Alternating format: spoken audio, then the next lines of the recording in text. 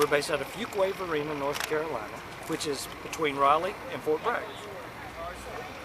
Anything else you want to add? Yes. You know, there's many other veterans out there that need our assistance, not just those that we have helped. But we count on our supporters and volunteers. We need their time and their talents to be able to make this successful. We can't do it without your support. Thank you very much. Thank you so much. Do you think people really understand what the veteran goes through upon coming home? I think there's a lot of people that understand, and I think there's a lot of good organizations out there helping, just like Military Missions in Action, who give back to those who put on their uniform, and they strive to make our returning veterans and our older veterans' lives better.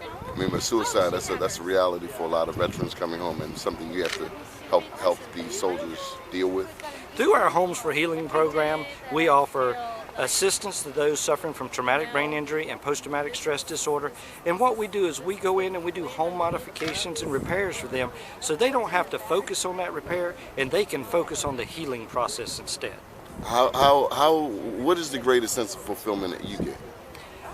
The greatest sense of fulfillment for me and the organization Military Missions in Action is not just the home improvement itself, but to see the pride come back in a young soldier's or Marine, airman, or sailor's eyes that may have felt like everybody had forgotten about them.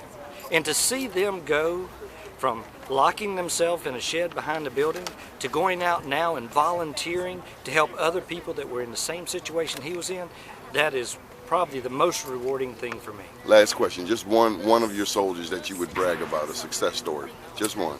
Mason Poe, young Marine who was injured in Iraq.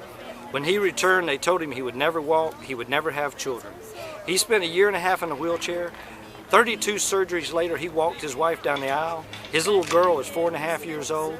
Since we did a home modification for him, he's had his leg removed, and he was part of a group of 4 veterans that rode their bicycles from San Diego to Annapolis, Maryland, and he will tell you today, had we not done what we did for him, he would not have been able to accomplish those things today. So my shout out to Mason Poe. Thank you very much. Thank you, sir. Can you tell us a little bit about your own military background? Yes, I did 20 years in the Coast Guard. I started, I grew up in North Carolina, and I started my service in Guam. And the way I ended up there is I told the recruiter, I said, I want to go somewhere a long way from home that it doesn't snow. So they shipped me to Guam, and I loved it. But that's where the idea for Fill the Foot Locker that we do now came from, because when I grew up in North Carolina, I was used to having a few staples: RC Colas, Moon Pies, Cheerwine, and Lance Crackers. And when I got to Guam, there were none of those things.